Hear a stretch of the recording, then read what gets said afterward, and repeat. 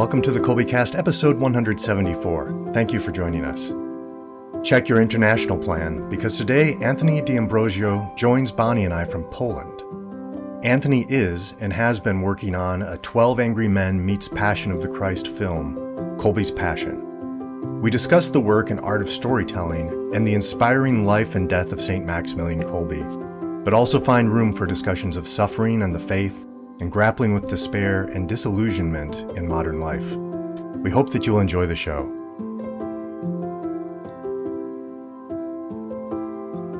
Hi there, I'm Bonnie, Kolbe homeschooling mom of 4 lads and lasses, liturgical musician, popcorn, and podcast fanatic. And this is Stephen, homeschooling father of 5 and director of development for Kolbe Academy.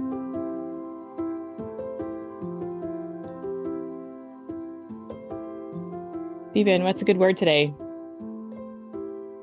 Well, I think I'm stealing from you, because in our lead up to this, you mentioned the word convergence, and that just stood out to me. So I'm going to just take a word that you provided and give it back to you. So, okay, convergence. Convergence. All right, good deal. That's we'll see where that shows up again in our conversation. This morning we get to visit with Anthony D'Ambrosio, and he's coming to us from Poland, if I'm not mistaken. Hello, Anthony. Welcome to the Kolbecast. Thank you so much for having me, Bonnie. So good to be here. We're very happy to have you here. What are you up to in Poland, and will you tell us a bit about yourself? Wow. Okay. So, what am I up to in Poland? I'm here making a movie about Maximilian Kolbe, and so I am. It would be hard to make a really authentic movie about Maximilian Kolbe without being in Poland. It's both a Catholic story, but it's also a very Polish story. And to capture that, I have been led out here. But a little bit about me: I'm born and bred Texan. I'm a big fan of my father, Dr. Italy, Maximilian D'Ambrosio, who many people in our circles know. He's just an amazing man, amazing father, and I got the opportunity to literally sit at his feet and learn from him for many, many years. So I'm a cradle Catholic, and have had a pretty wild and up and down, left and right, circuitous faith journey that has led me to this point. But I'll reserve the rest of that for later in the podcast. Okay, good deal. So I was telling you guys before we started recording, I got to hear your dad speak at a faith formation conference this past weekend. It was a real treat. It was a real gift. And he mentions your movie at the end of his talk. So I'm very glad to get to visit with you today. I heard about it first on an episode of the Beata Dudes podcast, which I very much enjoyed, and thought, well, this is providential timing. St. Maximilian Kolbe is one of the patrons of our school, of course, Kolbe Academy. The reasoning behind his patronage for our school, you can hear about in episode 100 with one of the Kolbe co-founders, Mrs. Diane Muth. I'll put a link to that episode in our show notes for more information about that. We've gotten to have a few conversations about St. Maximilian Kolbe here lately, so it's a lovely theme that we have developing. And when I heard that episode with you describing your movie, I thought, well, let's continue that conversation. And so, would you tell us a bit about the premise of and vision for the movie Kolbe's Passion that you're working on now? Absolutely. So the idea is 12 Angry Men meet Passion of the Christ, in that I think a lot of people know Kolbe's story. They know about his sacrifice to St. Francis Dionysiak, who's the man who traded his life to the Auschwitz line. I think that after the story comes much later in 14 days of his life. He was locked in a starvation cell with 9 other men, and this starvation cell became unexpectedly, through Kolbe's leadership and his presence, became a sort of a rallying point for the camp as they began to sing songs and to pray together audibly. It's the only place in Auschwitz where you could audibly hear prayer, because of course that was outlawed there, and they couldn't do anything worse to the men who were in that cell. And so that was the place of freedom where Polish national heritage and its religious fervor could be promoted. So these men really became champions in a way, and champions of hope. And this is what the story is about: is Kolbe's ministry to them, and their relationships with each other, and the stories of their lives as they kind of reach their crescendo at that point. How did you land on this particular viewpoint, this approach you're taking? Yeah, so I mean, there's two reasons. One is more deep, and the other one is more economic. So Okay. the first one is that um, I actually had a I have a very personal kind of story and connection to this. I was a seminarian, very fervent believer, very excited about the work of evangelization, and I I left seminary with the desire to become a missionary to the culture through media and movies, and in a way that kind of tracks with Colby's his sort of desires. And I fell in love, was going to get engaged, and then I got very sick with a fungal infection, which at the time was not able to be diagnosed, and um, that sickness made me unable to sleep. It messes with your, you know, neural pathways and your hormones, and so I could only sleep maybe 20 minutes to 2 hours a night, and that was just a time of very intense psychological and physical suffering.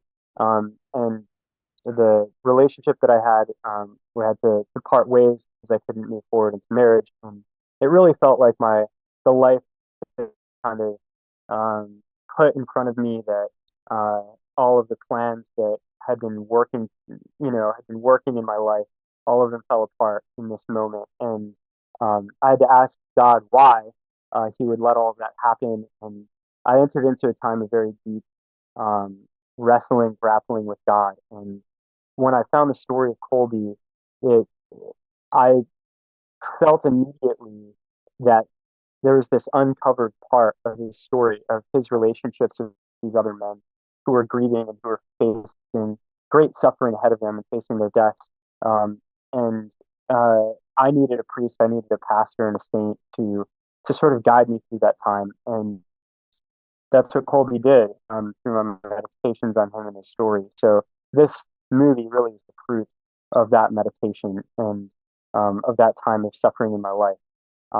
The other reason is that saint movies are what they because you have to recreate an entire world where you have to, you know, find all of these costumes and locations and recreate an entire sort of era for the camera, and that is just incredibly expensive to do. So uh, by focusing more on this very personal, relational place that is all happening mainly inside of this cell, we're able to tell a really captivating story about a saint without necessarily having to raise the millions of dollars that we would need to raise in order to do that. We've been having these conversations about St. Maximilian Kolbe, and I thought this is another way to get to know him better and to hear you describe more deeply the relational aspects. That's very interesting to me, and I'm curious about how that is kind of coming forward for you, how you've been able to kind of develop those and work those out. Yeah, so I would say that um, one of the things that I really love about Christianity is that it's not a dualism, that we believe that God became man and came to be with us, and there's this like descent of God into flesh and into compassion and into empathy that is really unique about our faith. And um, I think that Kolbe, in many ways, um, plays a similar role as um, a model of Christ as in this cell, in that um, there are these men who are going through a modern crucifixion, you know, like something that's grotesque and absolutely horrible. And um, he takes on their suffering with them voluntarily. And in doing so, shows them how to embrace their own crosses. And I think that, at least in the story as I'm imagining it, like we don't know exactly who else was in the cell. We only know who died at that time in Auschwitz. That's the only record we have, but we do not have like the specifics of which ones that died that year or that month were in the cell within. So I'm kind of creating those characters out of a amalgamation of the different types of people who would have been in the camp at the time. Um, these would have been the, the Nazis had the goal of using Auschwitz first as an extermination camp for the Polish identity and Polish spirit. So they were picking out anyone who was a leader, who had a voice, who was influential, and who was not friendly to the new German regime. And so you have people who are soldiers, POWs from the Polish army. You have leaders of the Polish resistance. You have uh, just wealthy people who had money that could be confiscated by the Nazis when they were imprisoned. You had people um, who were politicians and leaders in media, and all of these people would have generally there's many different types of intellectual kind of currents there at the time. So you have fascists who are friendly to um, to the Nazis. You have communists who are incredibly on the other side. You have Catholics who just want to see Poland be free. You have people from the resistance. You have people who are Jewish. You even have homosexuals who are shipped from from Germany to Auschwitz to be exterminated there. So you have all of these different perspectives present, and I think for all of them, when their lives are being sort of taken from them in such a horrible way, they would have had to struggle with despair.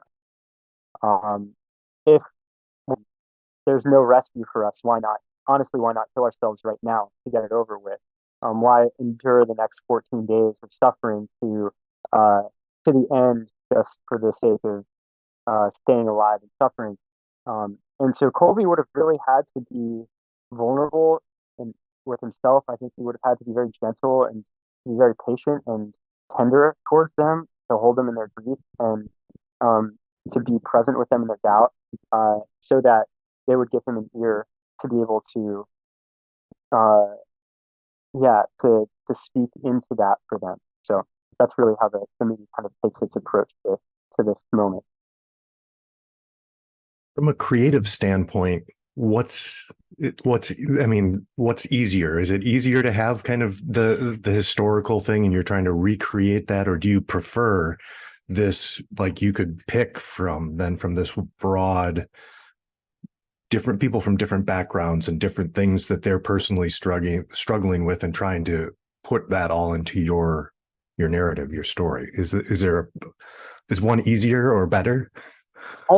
They both have different challenges. So I wouldn't say easier or better. I think that with, for instance, Kolbe, we know his character arc, we know his story, and there's plenty of things to draw from his life. But as with anybody, they're very complex and they have so many different stories from their lives that selecting the right particular moment from their lives to be able to demonstrate the whole kind of swath uh, of thematic, I guess, meaning. That's very difficult to sort of sift through all of these different scenes and all of these different testimonies of people who met him, be able to pick the right particular scenes to use. On the other hand, when you're working with some of these other characters who are not necessarily fictional, but who are like combinations of people, if you will, you have more freedom. But of course, with that open road, you have to do a lot more kind of creative work yourself to to build it from scratch. And I wouldn't say that I have a preference either way. I think it's just what the story demands. Uh, I do for the sake of making something compelling. You mentioned on your website Flannery O'Connor and Tolkien, Catholic storytellers, and their legacy. Could you say a bit about that and maybe their influence on you in approaching the characters that you have been creating from the folks you're describing? Yeah, I mean, I would say that both of them are amazing authors that impacted the world, not just the Catholic world.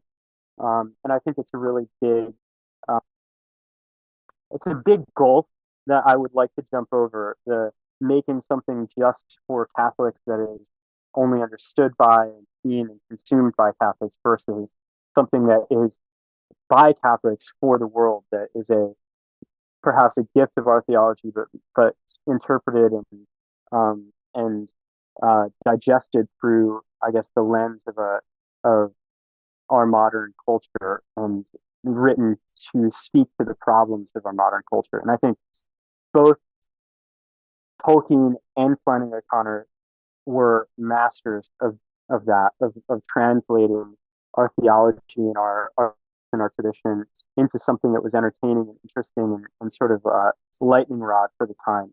And one of the things that I also think is really convicting about them is that like we see Lord of the Rings now very much as a it's like a children's story that is very hopeful.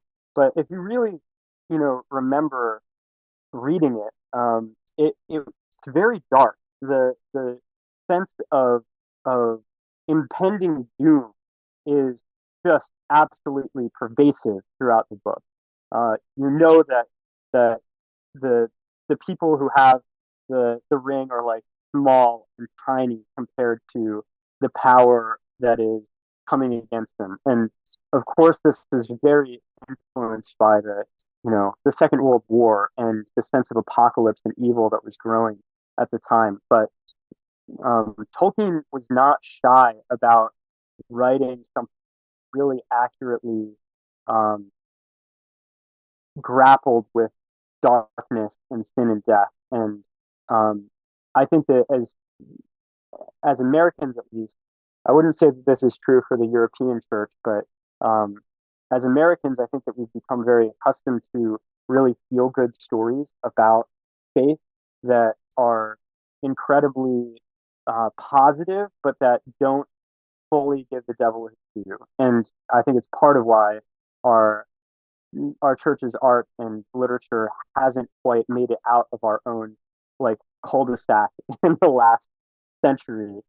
Maybe not last century, maybe the last 50 years. And so I think that this story, part of why I'm walking in their footsteps, and my hope to walk in their footsteps is to be able to really grapple with the perhaps despair, disillusionment, and callousness that characterize um, our world now, to really speak to them directly without um, painting a rosy picture of the world that everything happens for a reason and everything is really tied up with a bow in the end, the way that I think we're used to with faith-based stories now. I think that's really good, and it was especially if since Flannery O'Connor was mentioned in there too. My wife and my daughters are huge Flannery O'Connor fans. I'm not enough of a literary person, I guess. I appreciate her, but she has this thing of where you're confronted with the ugly, right? I mean, so this is, I mean, but there's each story seems to be about a grace, the grace that's filling things. So exactly what you're talking about here. But I was just talking with somebody the other day about this, whereas somebody with, I'm not a UD grad, I'm a Thomas Aquinas College grad, but you have this, this understanding of the world and the faith and of providence and of all of these things. And you understand where thought in the world has gone bad and things, but it's hard to turn to the world and speak their language to truly understand even the lack of hope, the lack of not seeing the good that we have as Catholics. Is this is even not that we don't experience those things, but it's all then in the light of providence and God's mercy and his goodness and his love. So we can always reach out to that. But I think this is good because the world out there, like you're saying, they don't necessarily see the light. And sometimes it's hard, for whatever reason, it's just difficult sometimes I think, to interact with the world and show them the hope and the goodness, but not in not in a way that they can't even understand. To make that connection seems really important. So these authors and what you're talking about seems like I get that. That makes sense to me now. But yeah, I think that you even see this in all of the best art that has characterized the Catholic tradition. That I even think of Caravaggio, like the um, the light and the darkness, the contrast in his paintings that make him a master. Um, they are it's if you actually look at one of his paintings, pretty much 80% of it is black, you know, and I think that this might be, I'm not trying to make an argument for really depressing art, or something, but just that, like, I think our world actually has a lot of darkness in it. And if we as Catholics are not acknowledging that, we come off um, as being disassociated from reality, and it makes us lose our credibility. Um, and I think that perhaps, at least in the U.S., um, the evangelical art that has been, much more front and center, I think, for the last uh, 50, 60 years in our culture as a representation of what Christians believe. I think it is it has lost its power and is losing its power over the United States culture because um, younger people are not able to see that light. It feels like a caricature of the world. It seems unreal, and they're right. And so, if our art is to capture and recapture the hearts of young people and of those who have wandered from the faith, I think that part of what needs to be done is to go into the place where they left. Like, what is that place in their heart where they were like, I can't really believe this anymore? And I really do think that the problem of evil, the gray, like, ambiguity of the world that just somehow overcomes them, that's the place where they need to be met, and uh, they need to feel like we understand, you know. And so, at least for me, that's part of my own story. I think that's even we've had some conversations with people here too. I think it's really good for Catholics as well, because I think there is a temptation, which we have as Catholics, just say, well, just offer it up. Well, Jesus loves you, he's in control of all things, but that doesn't take away as you were referring to before, some of the darkness that you go through, those dark times of your life where God's out there and he's going to take care of things and it's all going to be okay, but it's dark at that point. And to kind of, so as Catholics, of course, we want to get out of that place, even for Catholics. I mean, I don't know what it would be like possibly for somebody who doesn't have the faith to know that there's something that can pull you out of that. But I think just even for Catholics, sometimes it's good to acknowledge there's dark things that they're hard, and you just can't flip the switch and everything's light and happy.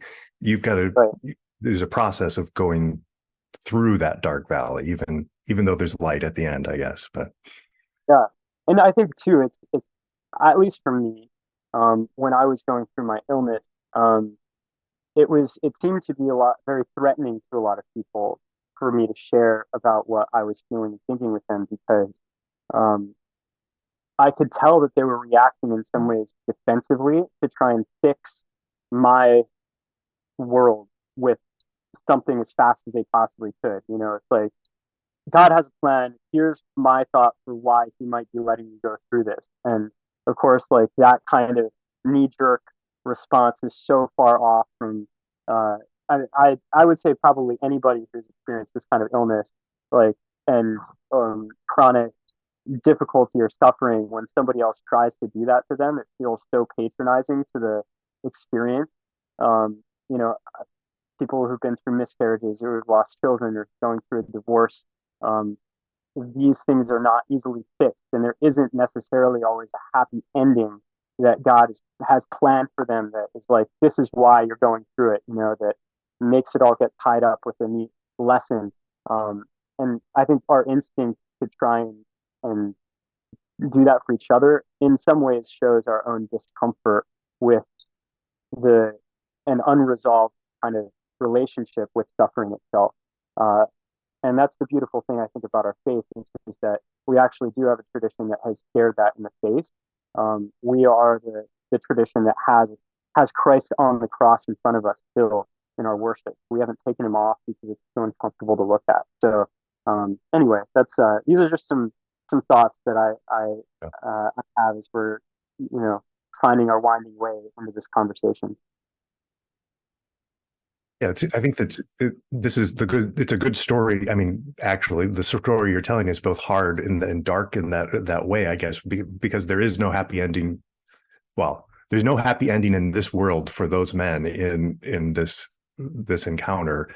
But we're talking about what St. Maximilian Kolbe did, however many years now, 80 or so, I guess, after he's done this and he's inspired everybody. So beyond this world and the effect on the world that he had. But yeah, there was no happy ending in this world for St. Maximilian Kolbe and those men. I mean, not what we typically call a happy ending, I guess, but we know there's something beyond. But and that is for sure that we still get to have the resolution. Like our instinct to want all things to turn to good and to be resolved is 100% right, and God does that. It's just that He doesn't always do it. God's timing is really beautiful, and that we get to we don't always get to see the resolution on this side of it, but even in the midst of that, the love and peace of heaven and of the kingdom, which is something that goes on in the heart, irrespective of the circumstances on the outside, that is something that all of us can have access to here on earth. And that is the resolution truly that you get to see, I think, at the end of the story. And historically speaking as well, when you look at the fact that they were able to stay alive for so long and that they became this thorn in the side of the Nazis, that they had to actually be injected with carbolic acid to be or phenol to actually be executed, I think is just an amazing story of resilience that formed the heart of Poland and spoke to the heart of Poland and helped them to keep their own identity intact throughout the oppression that they experienced for the next 80 years.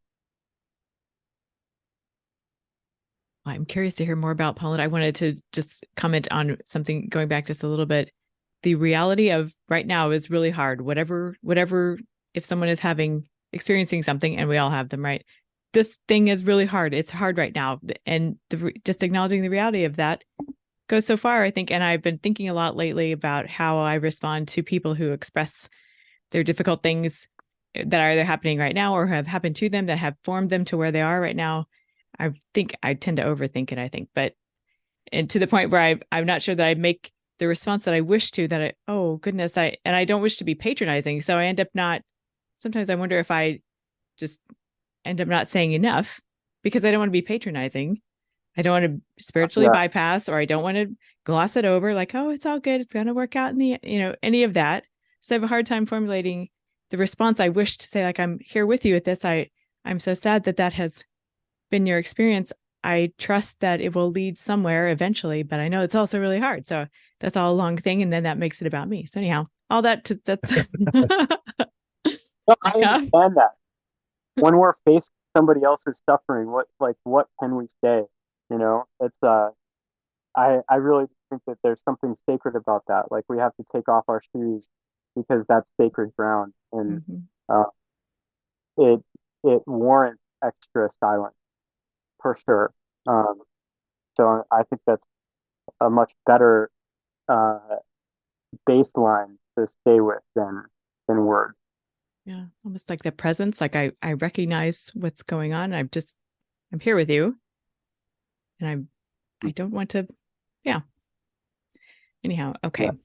So that's Yeah, something that I'm thinking of. Go ahead. Good. no, these were this was not the direction that I was thinking some of this would go, but it's so good because you brought this in with storytelling. So just in my mind, I was like, oh, wait, how did we get here? Well, but the storytelling and being able to, like Tolkien and Flannery O'Connor, being able to enter into that reality without, as you were saying, with the just kind of whitewashing things or to go. So I think it's really important that people, especially for, my son always gets excited when somebody who's working on movies, I get to talk to them through the Kolbecast. Because he has an idea, he wants to make movies, so he's like, oh, you've got another movie maker that you're talking to. But I think that's one of the important things that our Kolbe students like my son need to hear, is about telling stories. We have to be able to paint reality. I mean, it is painting the world as it is with that Catholic hope, no matter whether you're telling an explicitly Catholic story or a story about saints or whatever the story is. So I think it's important to bring to mind. Right. Yeah. It's I'm so happy to hear that your son wants to be a storyteller and to make movies, and I think that we just need to blow on that spark in our youth as much as we can. It's just a deeply, deeply needed role, and a hard one. Like there's a martyrdom in being an artist, so I really, keep him in my thoughts and prayers as well. But yeah, anybody listening to this, if you're feeling the call to be an artist or a storyteller, just know that that's a really important thing, and I hope that you listen to it. It seems we've talked to a number of people now when it comes to the arts, and there's, I think an artist that we spoke to mentioned, like, his father was almost like, when are you going to get a real job? You can't do this. Isn't something that you do. But it's so important that we have Catholics that are pursuing this, but it is hard. It is hard because I'm sure because of all of the work and just even the industry sorts of things that I'm sure that I can't even imagine when you're dealing with all of that sort of mainstream sort of things too. But yeah, really good to. Yeah. Yeah. I think that Kolbe saw the need for media and the power of media very, very far ahead of his time. I mean, you think of when Bishop Barron came forward and we're like, this guy's innovative, We're like, I mean, not to be down on him, just that Kolbe was there in the 1930s and 40s and really wanted to make a TV station, and he saw movies as like the next frontier of his magazine. So it's kind of interesting to think about, like, what would it have been like? What kind of saint would he have been if World War II hadn't happened? But I think it's also very interesting to think about the fact that nobody really knows him for any of the big apostolate stuff that he did. Like, he had one of the biggest circulating newspapers in and magazines in Warsaw and in Poland, and he founded an abbey or friary with 600 brothers that were all working on this thing. But he's really remembered for this very simple act of love that he made at the end of his life, which I think just goes to show you, like, in the eyes of the world, the things that are important to us and that are the ambitions that we have are so, they feel so big, but in the scales, when placed in the scales, they just sink next to the weight of love and what love can do, and the impact love can make in the world. That's always a big thing for us here at Kolbe Academy. Some of our symbolism uses both of the crowns that St. Maximilian was offered. And like you're saying, oftentimes we focus on that red crown, but most of his life was that white crown of purity, trying to just do all these wonderful things here. He did both, of course, but yeah, it's nice to have both of those stories of St. Maximilian. Yeah, that's true. It's very true. I think that one of the other things that's really interesting about Kolbe's story um, is that, so I got to be at Auschwitz last year during the feast day, the day that he died, and they have a big procession of all of the churches from all these different parts of Poland that singing songs and hymns that converge upon convergence that converge upon Auschwitz, and then they have this big mass right out front of the cell block where he died. And I mean, I'm getting like choked up even thinking about it because um, it's it's such a testament to the complete destruction of what seemed like the biggest, most oppressive, most powerful evil in the world that was unstoppable, that has now evaporated, and in its place that he sank in the cell, in this mass. It's one of the most powerful masses I've ever been to. But what's really interesting is that they all are holding red and white flags. And I thought at the time, being a kind of ridiculous American, that like I just am so unaware of other people's like patriotism. I thought this was to symbolize his two crowns, red and white. Like this is the Kolbe flag. And then I realized, no, this is actually the Polish flag, which uh, actually seems to me to be very connected. Like the the sense of Poland's identity seems so tied to its theme and so tied to the martyrdom and the desire for purity, like that is expressed in Kolbe's vision. Um, yeah, it's just a fascinating connection to me to think about how patriotic and Polish the story is, as well as how Catholic it is, all at the same time. Interesting. My curiosity about Poland has really increased a lot. I have some Polish blood in my ancestry, and I'm all the more curious today to learn more about it. So and the time you've spent there and the time you spent working on this movie, are there other aspects of St. Maximilian Kolbe's life that our listeners might be surprised to hear about, that might be lesser known? I saw something about a fire station. That was the first time I'd seen that. Anything else that you would? That was my favorite thing.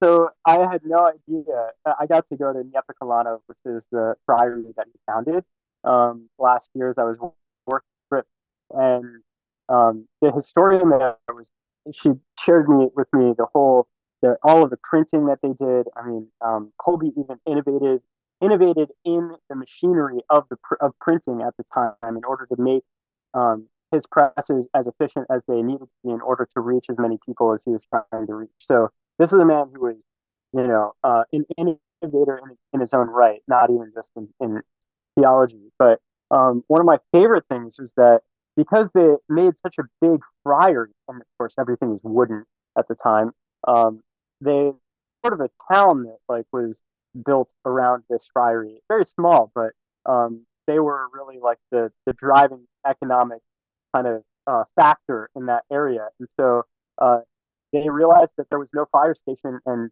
they stepped up to the plate and made the first fully operating Franciscan fire station in the world. And I think probably the last. I don't think that there's any other public fire station that is run by a religious order. But I really do think that that is something that other people should do and pick up on, because what an amazing service. And it's really funny to just like see these pictures of all these fires, taking off their fire gear, and they got like the habit under, it's just really delightful. It's one of my favorite little like anecdotes about his story.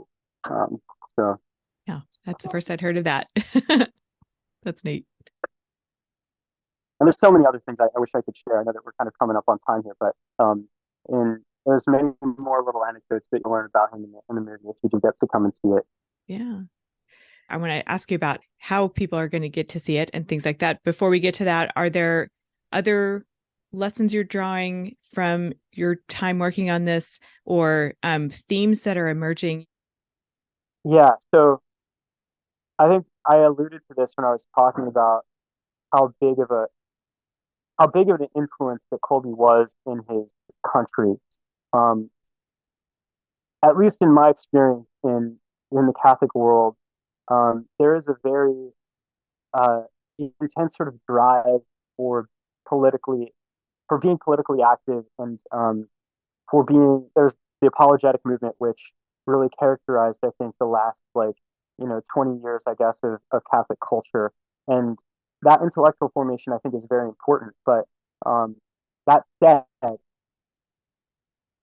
when we look at Kolbe's story and we look at the two different projects of his life, one being the project of his paper and of sort of the evangelization of Poland, trying to sort of stave off the oncoming fascism and communism and Freemasonry that were all like boiling up at the time.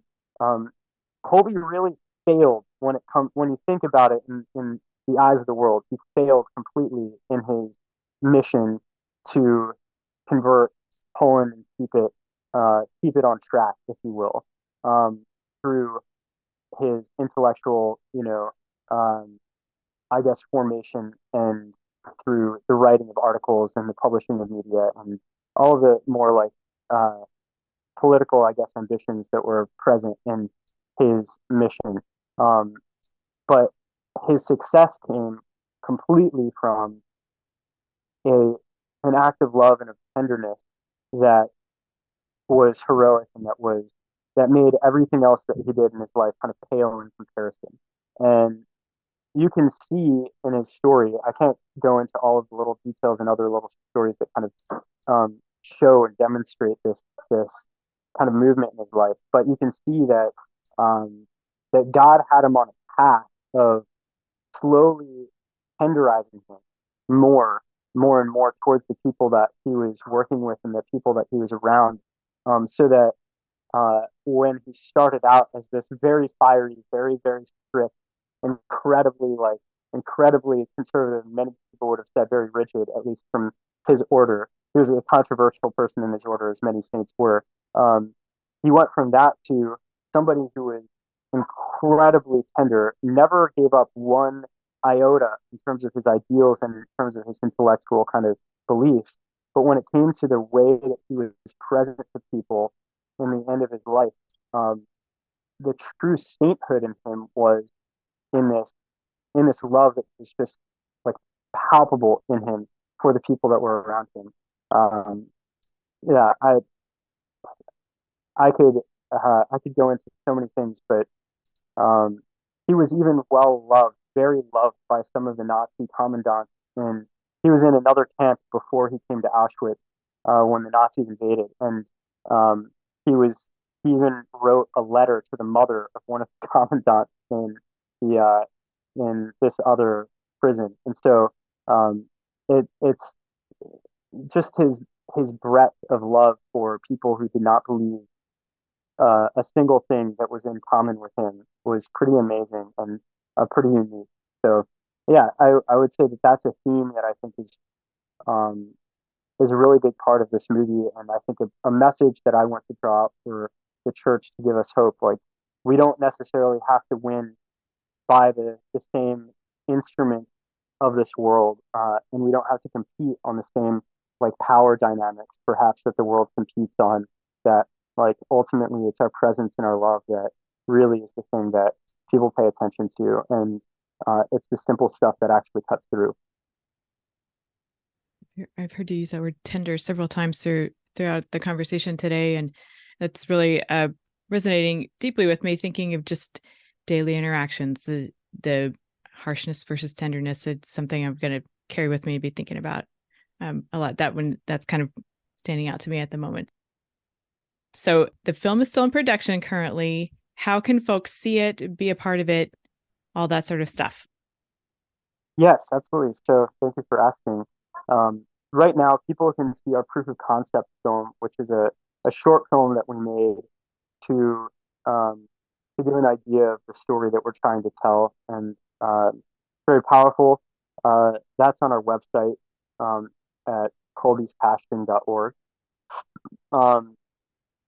Right now, we are moving into production, and we need miles to get people from the U.S. to Poland to shoot. There's a few actors and a few crew members that are going to be part of it. Many people we're hiring in Poland to be able to like skip over that step, but there are some kind of essential people that we need to get over there. So that's something that we really need at the moment if people want to be involved that way.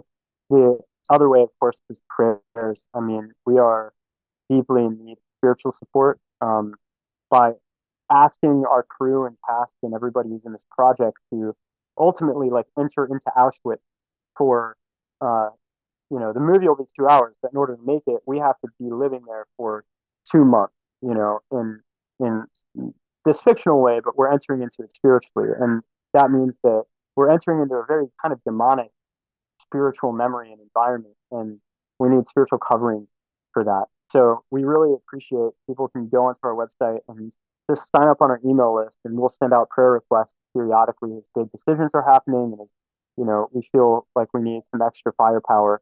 That would be something we would really, really deeply appreciate. Well, we'll certainly include the link to the movie's website in our show notes, and the website contains ways to participate as you're describing. Yeah, exactly. And then in terms of the movie, that will likely come out in either sometime next year or the year after, depending on a million factors, as movies always do. But we will be editing as fast as we possibly can to get it out to people, and it'll just depend on who ends up coming to the table in terms of distribution to help us make the release happen. Okay, well, Anthony, know of our gratitude and our prayers for you as you continue working on this film, Kolbe's Passion, and for you and all your endeavors. Thank you so much for coming to visit with us today. Thank you so much for having me. I'm really grateful. Subscribe to the Kolbecast on your favorite podcast app so that you don't miss an episode. And let us know how we're doing by leaving a rating or a review. And as always, feel free to email us at podcast@kolbe.org. Mary our Mother, pray for us. Saint Maximilian Kolbe, pray for us. Ad Maiorem Dei Gloriam.